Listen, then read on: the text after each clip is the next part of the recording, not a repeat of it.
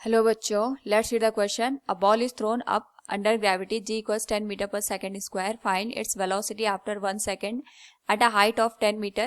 Here we have given 4 options. Now to answer this question, first we will discuss here the key concept, and here the key concept will be equation of motion.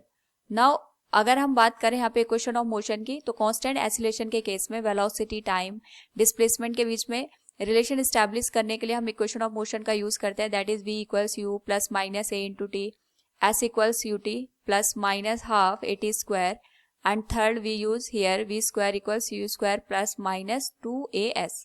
Now according to the question, यहाँ पे हमारे पास एक ball है जिसको हम upward direction में throw कर रहे हैं, और यहाँ पे हमें वेलोसिटी बतानी है आफ्टर 1 सेकेंड. यानी यहाँ पे 1 सेकेंड के बाद में अगर ये 10 मीटर की हाइट को कवर कर रहा है, ये मैक्सिमम हाइट नहीं है, हमें ये बात ध्यान रखनी है. Suppose maximum height capital H के बराबर है, यहाँ पे जो स्मॉल एच है कहीं पे हमारे पास इन बिटवीन है.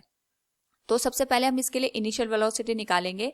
तो हम यहाँ पे सेकेंड इक्वेशन ऑफ मोशन का यूज करेंगे, जो कि हमारे पास बनता है S equals u t plus minus half a t square. तो हमारे पास जो हाइट है ये h के बराबर आ जाएगी. इनिशियल वेलोसिटी u हमने मान लिया, टाइम 1 सेकेंड, क्योंकि अपवर्ड डायरेक्शन में मोशन हो रहा है तो हम इसको नेगेटिव साइन के साथ यूज करेंगे. It will be 1/2 into g की वैल्यू 10 है, and it will be multiplied with time का square, that is 1 square. h की वैल्यू यहाँ पे 10 मीटर के बराबर है, तो ये आ जाएगा 10 इक्वल्स u माइनस 5 के बराबर. नाउ इस पर्टिकुलर केस में अगर हम u की वैल्यू देखेंगे तो ये हमारे पास 15 मीटर पर सेकेंड आ गया. This is the initial velocity जिसके साथ हमने इस बॉल को अपवर्ड डायरेक्शन में थ्रो किया है.